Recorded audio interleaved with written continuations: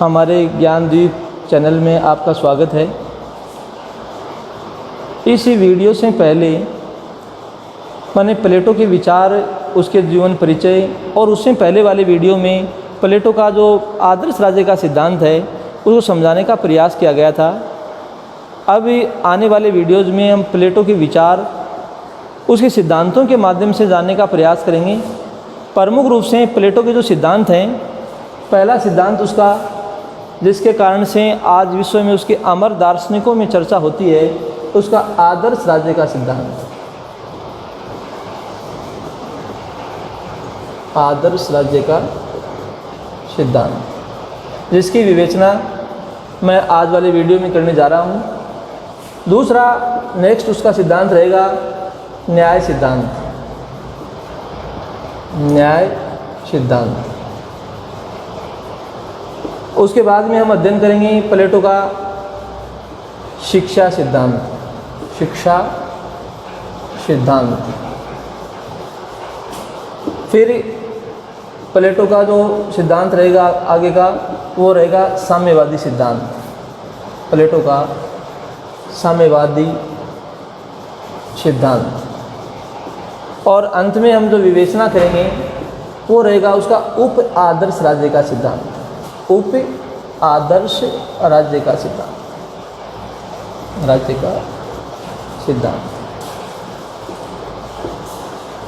आज हम विवेचना करने जा रहे हैं प्लेटो का आदर्श राज्य का सिद्धांत। आदर्श राज्य का सिद्धांत नेटलशिप जैसे विद्वान उन्होंने लिखा है कि रिपब्लिक में वह अपने आदर्श को किंचित मात्र भी न्यून नहीं करता। उसे केवल इस बात से संतोष है कि वह राज्य को एक आदर्श के रूप में प्रदर्शित कर रहा है। रिपब्लिक में दार्शनिक प्लेटो की समस्त चिंतन का केंद्रीय विषय आदर्श राज्य रहा है। आदर्श राज्य। आदर्श राज्य, ये उसका हम मान लें समस्त चिंतन है। समस्त चिंतन, सारे सिद्धांत उसके हम कह सकते हैं इर्द गिर्द घूम रहे हैं। जबकि आदर्श राज्य का सिद्धांत है वो उसने केंद्रीय अवधारणा के रूप में प्रस्तुत किया है। प्लेटो का जो आदर्श राज्य का सिद्धांत है उसमें उसने जो खाका तैयार किया, एक मॉडल तैयार किया, वो हम कह सकते हैं सबसे पहले उसने न्याय को रखा। उस पर जो उसने दो आधार स्तंभों की विवेचना की थी, पहला शिक्षा और दूसरा हम कह सकते हैं साम्यवाद। साम्यवाद, ये आधारशिला है। आधारशिला। और ये प्रथम स्तंभ। प्रथम स्तंभ, ये हम कह सकते हैं द्वितीय स्तंभ है। द्वितीय स्तंभ, साम्यवादी दृष्टिकोण को उसने द्वितीय स्तंभ के रूप में, और इसके ऊपर जो उसने परिकल्पना की है वह उसका एक आदर्श राज्य का सिद्धांत। आदर्श राज्य। सत्य की प्राप्ति। सत्य को कैसे प्राप्त किया जाए? सत्य, अच्छाई कह सकते हैं, अच्छाई कह सकते हैं, सत्य कह सकते हैं, वास्तविकता कह सकते हैं। वास्तविकता को कैसे प्राप्त किया जाए? प्लेटो के दृष्टिकोण, प्लेटो का जो सिद्धांत है उस पर प्राय कई प्रकार के आक्षेप भी रहे हैं, लेकिन उसका हमें इस सिद्धांत के अंत में जब उसका आलोचनात्मक मूल्यांकन करेंगे तब इस दृष्टिकोण को हम रखेंगे। प्लेटो अपने आदर्श राज्य की बागडोर दार्शनिक शासक के हाथ में सौंपता है, क्योंकि वह आत्मसंयमी है, ज्ञानी है, वह निर्लिप्त है। उसमें किसी प्रकार का कोई दुराचार नहीं है, उसमें किसी प्रकार की कोई ऐसी संभावनाएं नहीं है जो राज्य का किसी भी प्रकार से विनाश कर सकें। तो वह एक पूर्ण रूप से एक आदर्श मॉडल, एक राज्य का जो आदर्श मॉडल होता है, उस प्रतिरूप होता है, उस प्रतिरूप को वह किसी भी परिस्थिति में प्राप्त करना चाहता है। इस हेतु उसने अपने संपूर्ण सिद्धांत में कहीं पर भी, और हम कह सकते हैं कानून का उसने कहीं पर कोई वर्णन नहीं किया है, कानून को उसने स्वीकार नहीं किया है। कानून की सत्ता वो नहीं चाहता था कि दार्शनिक शासक के मार्ग में किसी प्रकार की कोई बाधा आए, इसलिए उसने कानून को भी हटा दिया है। अब हम कह सकते हैं कि प्लेटो ने अपने सिद्धांत को समझाने के लिए जिन बातों को रखा, जिन तथ्यों को रखा, उसमें सबसे ऊपर आता है प्लेटो के आदर्श राज्य में व्यक्ति और राज्य का संबंध। व्यक्ति और राज्य का संबंध, व्यक्ति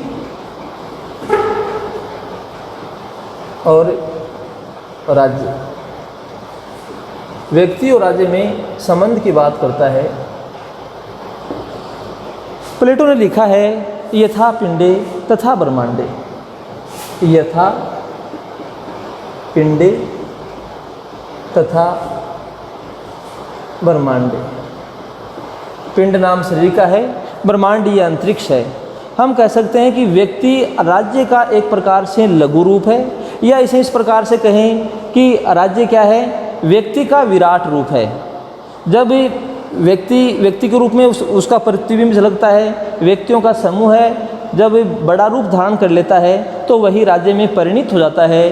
प्लेटो ने लिखा है राज्य बलूत के वृक्षों या चट्टानों से निर्मित नहीं होते, अपितु जो व्यक्ति उसमें निवास करते हैं उनकी आत्माओं के योग से राज्य का निर्माण हुआ है।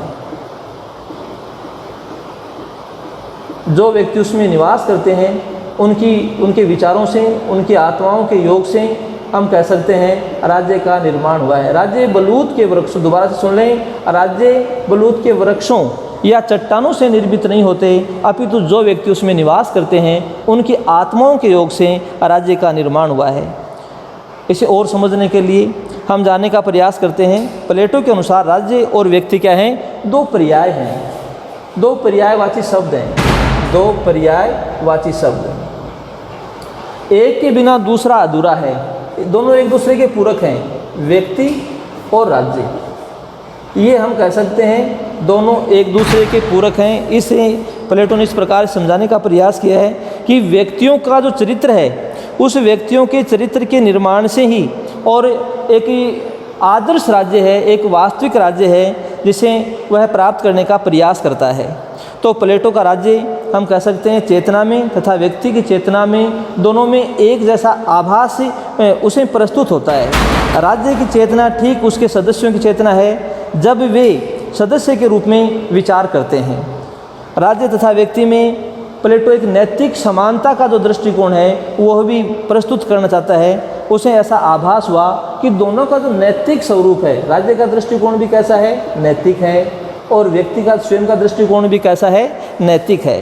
तो हम कह सकते हैं कि अच्छे जीवन की प्राप्ति राज्य तथा व्यक्ति दोनों का ही एक ही उद्देश्य है कि किस प्रकार से एक अच्छा जीवन है वो प्राप्त किया जा सकता है। तो अच्छे व्यक्तिगत जीवन के आधार पर ही एक अच्छी राजनीतिक इकाई का निर्माण संभव हो सकता है। अब जो नेक्स्ट विचार है प्लेटो के आदर्श राज्य को समझने के लिए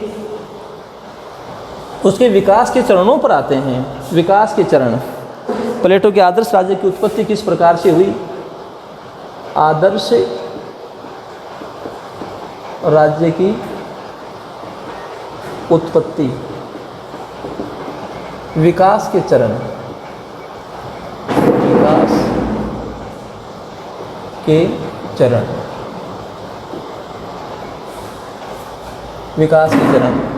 प्लेटो ने अपने आदर्श राज्य को समझाने के लिए उसकी उत्पत्ति, उसका विकास किस प्रकार से हुआ, प्लेटो ने माना है कि इसके 3 चरण हैं। प्लेटो ने स्वीकार किया कि आदर्श राज्य की जो उत्पत्ति है, आदर्श राज्य का जो विकास हुआ है वो 3 चरणों के आधार पर हुआ है। पहला चरण वह स्वीकार करता है कि मानव की जो आर्थिक आवश्यकताएं हैं वो व्यक्ति और राज्य की जो उत्पत्ति है, व्यक्ति को राज्य की उत्पत्ति करने के लिए बाध्य कर देती हैं। आर्थिक आवश्यकताएं अपने आप में कोई भी आत्मनिर्भर नहीं है। प्लेटो का एक बहुत बड़ा सिद्धांत है कि अपने आप में कोई भी आत्मनिर्भर नहीं है, और उसी सिद्धांत को प्लेटो अपने आदर्श राज्य की प्रमुख थीम, प्रमुख विचारधारा बनाना चाहता है। उसने सबसे पहले जिस वर्ग को रखा, जिस चरण को रखा, वह है उसका उत्पादक वर्ग। उत्पादक वर्ग प्रथम चरण के रूप में उपस्थित हो जाता है व्यक्तियों की आर्थिक आवश्यकताओं की पूर्ति करने में। और इसमें आत्मा का जो गुण है, आत्मा के गुण की प्रधानता पाई जाती है, वो है इसमें क्षुधा। जैसे हमें भूख के रूप में परिभाषित कर सकते हैं, इसे तृष्णा के रूप में भी देखा जा सकता है। ये जो गुण है, आत्मा का जो गुण है जिसकी प्रधानता रहती है, वह है किस वर्ग में है? यह उत्पादक वर्ग में है। आदर्श राज्य में दूसरा विकास का चरण तब प्रारंभ होता है जब व्यक्ति को सुरक्षा की आवश्यकता होती है। तो सुरक्षा किसके द्वारा की जाएगी? प्लेटो के अनुसार दूसरा चरण तब प्रारंभ होता है जब इसमें सैनिक वर्ग का उदय होता है। जब व्यक्तियों में आपस में विवाद होते हैं, बाहर से आक्रमण होते हैं, तो उनकी रक्षा किसके माध्यम से की जाएगी? तो प्लेटो का विश्वास है कि इसके लिए जो सैनिक वर्ग है वह है, और इसमें आत्मा के जिस गुण की प्रधानता रहती है वह गुण है साहस। इनमें साहस की प्रधानता होती है, शौर्य की प्रधानता होती है।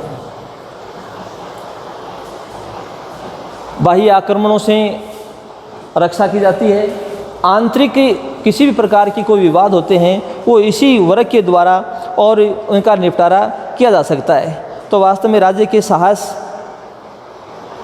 अथवा जो उत्साह है उसका एक प्रकार से प्रतिनिधित्व यहाँ पर हो जाता है। तीसरा चरण जिसमें जो दार्शनिक वर्ग है, दार्शनिक वर्ग ये सैनिक वर्ग में प्लेटो का मानना है कि कुछ व्यक्ति जिनमें साहस के साथ साथ शौर्य गुण के साथ साथ में और विवेक की प्रधानता होती है। विवेक, विद्यार्थियों, प्लेटो का मानना रहा है कि आर्थिक शक्ति और राजनीतिक शक्ति, आप ध्यान दें ये बड़ा महत्वपूर्ण है, आर्थिक और राजनीतिक शक्ति किसी भी स्थिति में एक स्थान पर नहीं होनी चाहिए। आर्थिक शक्ति और राजनीतिक शक्तियों का जब एक स्थान पर एकत्रीकरण हो जाता है, एक स्थान पर समावेश हो जाता है, तब इसे कहते हैं निरंकुश सत्ता। निरंकुश। प्लेटो अपने आदर्श को, मैंने अभी आपको बताया कि सत्य को चाहता है, अच्छाई को चाहता है, वास्तविकता को वह अपने आदर्श के माध्यम से प्रकट करने का प्रयास करता है। इसीलिए उसकी जो प्रमुख विचारधारा रही, राजनीतिक शक्ति और आर्थिक शक्तियों में पृथक्करण होना बहुत जरूरी है, नहीं तो हम कह सकते हैं निरंकुश जो सत्ता है उसका उदय हो जाता है। तीसरा वर्ग तब पैदा होता है जब व्यक्तियों पर नियंत्रण की आवश्यकता को महसूस किया जाता है। व्यक्ति किस प्रकार से कार्य करेगा, व्यक्ति कार्य कैसे करेगा, समाज किस प्रकार से कार्य करेगा, उनको दिशा निर्देश कौन देगा। तो इनमें मैंने अभी आपको बताया कि साहस के साथ साथ विवेक की प्रधानता होती है। विवेक गुण के साथ साथ में ये जो दार्शनिक होते हैं, ये ज्ञानी होते हैं, ये आत्म संयमी होते हैं। आत्म संयमी, चरित्रवान। इनमें आत्मा के वो सभी गुण पाए जाते हैं जिनके माध्यम से और सत्य की प्राप्ति को संभव बनाया जा सके। प्लेटो के आदर्श राज्य को समझने के लिए हमें आदर्श राज्य की जो आधारशिला है न्याय, उसकी विवेचना करते हैं। आदर्श राज्य की जो आधारशिला है न्याय। न्याय प्लेटो के अनुसार न्याय राज्य का वह गुण है जो उसे बांधे रखता है। आदर्श राज्य की जो आधारशिला है, आधारशिला वो न्याय है। न्याय एक वो इकाई है जिसके माध्यम से समाज को एक संगठन में बांध करके रखा जा सकता है। प्लेटो के अनुसार इसे कार्य विशिष्टीकरण का सिद्धांत भी कहा जा सकता है। कार्य विशिष्टीकरण का सिद्धांत, प्रत्येक वर्ग अपना अपना कार्य करता है, उत्पादक वर्ग, सैनिक और दार्शनिक, तीनों वर्ग अपना अपना कार्य करें, एक वर्ग दूसरे वर्ग में किसी प्रकार का हस्तक्षेप नहीं करे। प्लेटो के अनुसार यही एक प्रकार से न्याय का दृष्टिकोण है और ये हमेशा जीवित रहता है। प्लेटो के अनुसार आदर्श राज्य की आधारशिला न्याय के सिद्धांत पर टिकी हुई है। न्याय का सिद्धांत वह सिद्धांत है जिसके कारण से और उसका जो आदर्श राज्य है वो एक प्रकार से हमेशा जीवित रहता है, क्योंकि क्षुधा, उत्साह और विवेक का प्रतिनिधित्व का जो गुण है वो किसके आधार पर हो सकता है, तो प्लेटो की मान्यता रही है कि वह केवल न्याय ऐसा है। तो कार्य विभाजन का जो सिद्धांत है वो एक प्रकार से क्रियात्मक उपस्थिति थी और इसी के कारण से उसका जो आदर्श राज्य का सिद्धांत है वो आगे गति कर पाया। आदर्श राज्य की आधारशिला के बाद में हम देखते हैं उसके जो आधार स्तंभ हैं, जैसे अभी बताया गया था आपको, पहला तो कौन सा है, शिक्षा, और दूसरा साम्यवाद। साम्यवाद प्रथम स्तंभ के रूप में उसने शिक्षा को स्वीकार किया। प्रथम स्तंभ के रूप में उसने शिक्षा को स्वीकार किया है। यदि न्याय का सिद्धांत आदर्श राज्य की आधारशिला है तो शिक्षा योजना और साम्यवादी व्यवस्था आदर्श राज्य के आधारभूत स्तंभ है।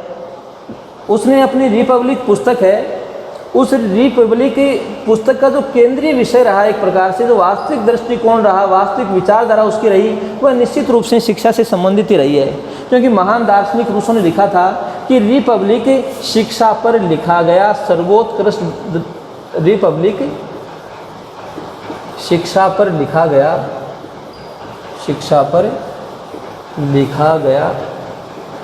सर्वोत्कृष्ट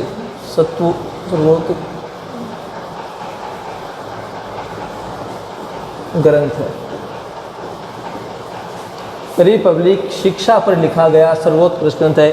आज तक जितनी भी पुस्तकें लिखी गई महान दार्शनिक रूसों के अनुसार, रूसों का कथन है कि रिपब्लिक, तो इसका मतलब ये हुआ कि प्लेटो का जो वास्तविक ध्यान रहा, उसका वास्तविक जो विचारधारा रही रिपब्लिक के माध्यम से, वह केवल शिक्षा पर रही। तो शिक्षा के माध्यम से हम कह सकते हैं, शिक्षा का जो दृष्टिकोण उसने सिद्ध कर दिया कि शिक्षा व्यक्ति को एक विशेष कार्य का प्रशिक्षण देकर उसे वही कार्य संपन्न करते रहने की प्रेरणा देगी।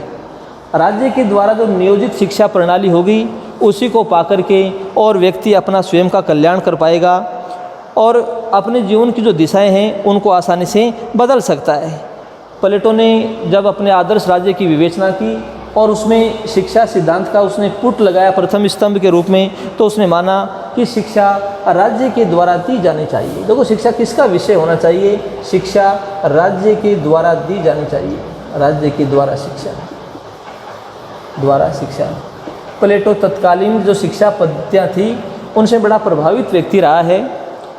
यूनान दो भागों में बटा हुआ था, एथेंस और स्पार्टा। शिक्षा का जो पर्सनल है, शिक्षा की जो बातें थी वो अलग अलग प्रकार से आइसोक्रेट्स जैसे जो वर्ग बन गए थे वो ट्यूशन पद्धति के आधार पर बहुत से व्यक्ति यूनान में हम कह सकते हैं शिक्षा से वंचित हो जाते थे। तो प्लेटो का जो प्रमुख जोर रहा कि शिक्षा राज्य के नियंत्रण में दी जानी चाहिए, राज्य के द्वारा शिक्षा होनी चाहिए। स्त्री और पुरुषों के लिए प्लेटो ने समान शिक्षा, समान पाठ्यक्रम स्त्री पुरुष के लिए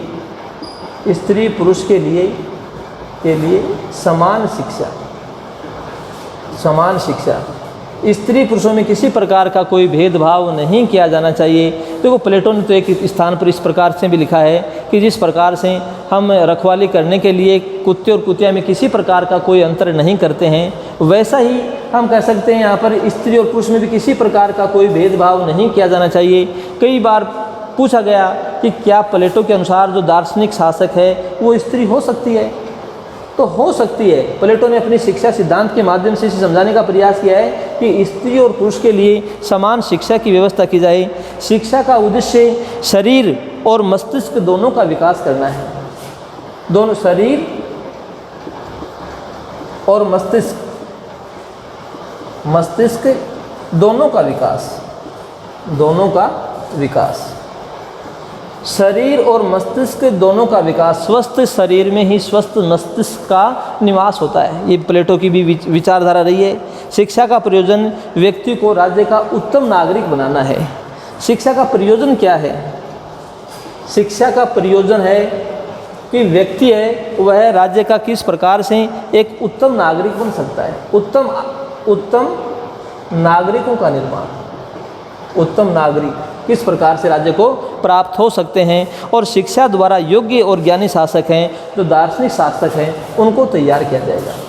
शिक्षा का सिद्धांत जब पढ़ेंगे, शिक्षा प्रक्रिया लंबी जरूर है, 35 वर्ष तक चलती है उसकी, लेकिन जो उसका अंतिम ध्येय है, अंतिम जो उसकी विचारधारा है, अंतिम जो बात है वो शिक्षा सिद्धांत के माध्यम से भी किसे प्राप्त करना चाहता है? दार्शनिक शासक को प्राप्त करना चाहता है। दार्शनिक शासक एक ही 35 वर्ष तक की जब शिक्षा उन्हें प्रदान कर दी जाएगी, फिर 15 वर्ष कोई भी दार्शनिक शासक बनेगा, वो 15 वर्ष तक ही और जीवन के जो अनुभव हैं, इस व्यवहारिक संसार के अनुभव हैं, उन अनुभवों को प्राप्त करेगा और फिर 50 वर्ष की अवस्था में वह दार्शनिक शासक बनेगा।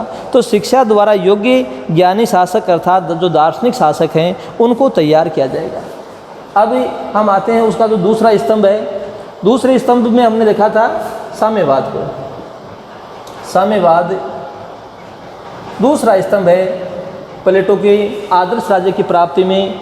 साम्यवाद एक सहायक दृष्टिकोण रहा है, सहायक विचारधारा के रूप में इसे रखा जा सकता है साम्यवादी सिद्धांत को। साम्यवाद प्लेटो ने 2 प्रकार का साम्यवाद माना है। एक तो है संपत्ति का साम्यवाद, संपत्ति, और दूसरा है परिवार का साम्यवाद, संपत्ति और परिवार का साम्यवाद। प्लेटो उन प्राचीन दार्शनिकों में है, प्राचीन विचारकों में है, जिन्होंने प्लेटो अपने साम्यवादी सिद्धांत के माध्यम से जो बाह्य परिस्थितियां थी, जो मनुष्य के जीवन में परेशानी का कारण बनती हैं, उन्हें वह जड़ मूल से नष्ट करना चाहता था।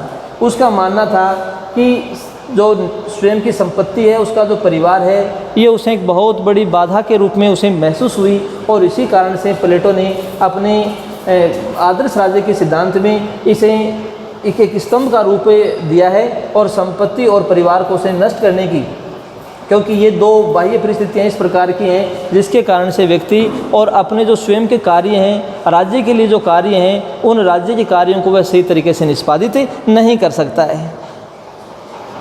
आदर्श राज्य की बागडोर दार्शनिक शासक के हाथ में। आदर्श राज्य की बागडोर, बागडोर कमान, कमान कह सकते हैं, दार्शनिक शासक के हाथ में। दार्शनिक शासक के हाथ में आदर्श राज्य की बागडोर।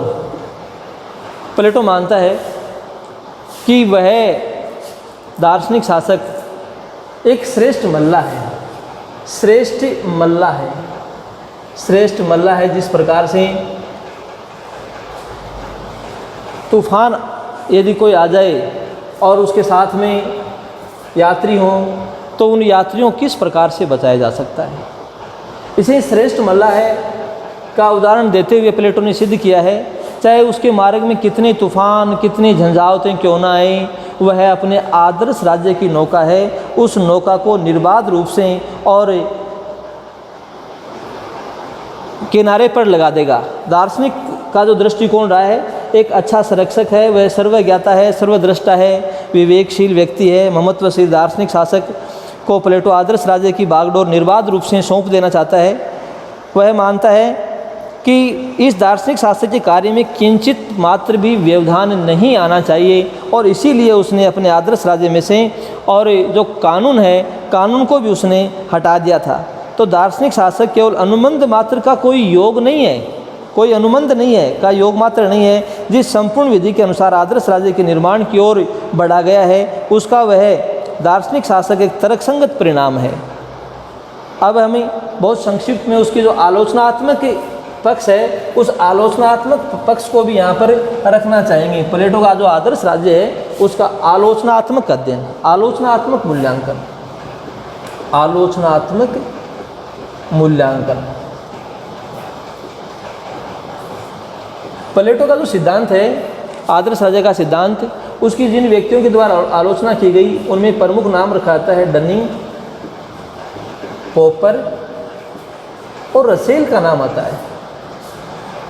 डनिंग, पॉपर और रसेल ने आलोचना की है। डनिंग के अनुसार आदर्श राज्य की जो अवधारणा है वो कैसी है, वो अव्यवहारिक है। अव्यवहारिक तरीके से डनिंग का दृष्टिकोण ये स्पष्ट करता है कि प्लेटो का किसी भी प्रकार से जो आदर्श राज्य का सिद्धांत है वो व्यवहारिक नहीं हो सकता है। उस पर अव्यवहारिक कहकर के उसने एक प्रकार से प्रश्न चिन्ह लगाया है। इसी प्रकार से पॉपर का ही मानना है कि आदर्श राज्य का निर्माण इस प्रकार किया गया कि उसकी वेदी पर उसने व्यक्ति को राज्य के परिप्रेक्ष्य में एक साधन मात्र मान लिया है। तो राज्य के परिप्रेक्ष्य में उसने क्या माना है, व्यक्ति को एक साधन के रूप में, किसने, पॉपर ने से व्यक्ति को एक साधन के रूप में स्वीकार किया है। जबकि रसेल जैसे विद्वान हैं, रसेल जैसे जो आलोचक हैं, उन्होंने इसे और जिस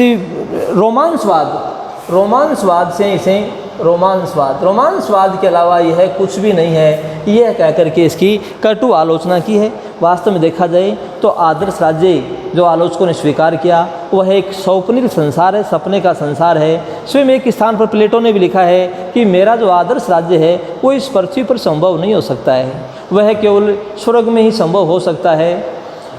प्लेटो का हमें जो आदर्श राज्य है उसे इस प्रकार से पाते हैं कि जिस प्रकार से जो बादलों में स्थित नगर, किसी नगर की स्थापना बादलों में की जाए तो वह उसे वास्तविकता पर नहीं उतारा जा सकता है। वह एक प्रकार से एक ऐसा तंतु है, संध्याकालीन तंतु है, जो कुछ समय के लिए दृष्टिगोचर होता है और फिर रात्रि की नीरवता में लुप्त हो जाता है। तो इस प्रकार से प्लेटो का जो आदर्श राज्य है वो एक प्रकार से स्वप्निल संसार है। और विद्वानों ने तो उसे मृग तृष्णा भी कह दिया है, मृग मरीचिका या मृग तृष्णा के नाम से भी परिभाषित किया है, जो कभी वास्तविक हो ही नहीं सकता है। दूसरा ये देखें तो स्वतंत्रता का निषेध, प्लेटो ने अपने संपूर्ण आदर्श राज्य में कहीं पर भी स्वतंत्रता की बात नहीं की है, स्वतंत्रता प्रदान नहीं की है। चाहे हम कहें प्रमुख रूप से जो उत्पादक वर्ग है उसको उसे रोकने का प्रयास किया है। सर्वाधिकारवादी राज्य की संज्ञा जिसे दी जाती है, मानवीय स्वतंत्रता के हित में इस प्रकार का जो सिद्धांत है उसे नहीं रखा जा सकता है। उत्पादक वर्ग की नितांत उपेक्षा, ये भी हमने देखा कि जो उत्पादक वर्ग है उसकी प्लेटो ने बहुत अधिक मात्रा में उपेक्षा की है। उन्हें किसी प्रकार की कोई, हम कह सकते हैं, शिक्षा का अधिकार, उन्हें शिक्षा के अधिकार से उन्हें वंचित रखा गया। तो उत्पादक वर्ग की उपेक्षा प्लेटो ने अपने सिद्धांत में की है। और यह सोचनीय अपेक्षा राज्य का जो अस्तित्व है उसको भी नष्ट कर सकती है। शासक वर्ग की एक प्रकार से निरंकुश सत्ता है, शासक वर्ग की सत्ता है वो निरंकुश सत्ता है। व्यक्तियों को शिक्षा द्वारा चाहे कितना ही विवेकशील और वितरागी क्यों न बना दिया जाए। अभी जैसे हम चर्चा कर रहे थे ना कि प्लेटो का जो दार्शनिक शासक है उसे 35 वर्ष तक उसे शिक्षा में दी गई, फिर जीवन के जो क्रियात्मक अनुभव है वो सिखाए गए, उसे वितराग की प्रवृत्ति भी दी गई। वितराग की प्रवृत्ति का अभिप्राय कि उन्हें सोना और चांदी तो छूना तक नहीं चाहिए, क्योंकि वो तो सन्यासी का सा जीवन जिएंगे, उनका जीवन एक प्रकार से सन्यासी का जीवन है। तो कितना ही उन्हें वितरागी बना दिया जाए। अनियंत्रित शक्ति जब उसके पास में आ जाती है, राजा के पास में आ जाती है, तो मानवीय स्वभाव के अनुसार उसमें दोष आ जाना स्वाभाविक है। उसमें इस प्रकार का दोष आ ही जाएगा। और इस प्रकार की जो निंदा की है, इस प्रकार की जो आलोचना की है वो बारकर महोदय ने की है। शासक वर्ग की निरंकुश सत्ता के बाद हम कह सकते हैं बारकर ने इसे प्रबुद्ध निरंकुशवाद कहकर के पुकारा है। इसी प्रकार बीच बीच में हमने कानून की उपेक्षा की बात कही है, तो ये भी उसके आलोचना का विषय रहा है। कार्यात्मक विशेषीकरण की पद्धति है वो भी अनुचित है। व्यक्ति और राज्य की समानता को अत्यधिक महत्व दिया गया, वो भी हम कह सकते हैं गलत है, अनुचित है। शासन के लिए जो आवश्यक तत्व होते हैं, कानून है, सरकारी पदाधिकारी और दंड की जो व्यवस्था है वो भी यहाँ पर नहीं रखी गई है। महान दार्शनिक अरस्तु के द्वारा भी इस सिद्धांत की आलोचना की गई है। मानवीय स्वभाव का चित्रण है वो इस प्रकार का नहीं हो सकता है किसी भी स्थिति में। फिर भी हम कहेंगे कि आलोचनाओं के बावजूद इस सिद्धांत का बड़ा व्यापक महत्व है। प्लेटो का आदर्श राज्य का सिद्धांत वह सिद्धांत है जिस पर आगे चल कर के राजनीति विज्ञान के जितने भी शोधार्थी हैं, विद्यार्थी हैं, राजनीति विज्ञान के वेता हैं, दार्शनिक हैं, उनको एक सहारा मिला है। यह सिद्धांत उन सबके लिए वास्तव में एक आधारशिला का काम करता है। यद्यपि भले ही इसे कितना ही काल्पनिक क्यों न कहा जाए, प्लेटो का जो प्रमुख उद्देश्य रहा एक सत्य की प्राप्ति को किस प्रकार से किया जा सकता है, दूसरे राज्य के साथ में किस प्रकार से तुलनात्मक दृष्टिकोण के साथ में उसे उपयोगी बनाया जा सकता है। तो प्लेटो का अपने आदर्श राज्य के माध्यम से एक आदर्श को आदर्श की प्राप्ति के सिद्धांत के रूप में समझा जा सकता है।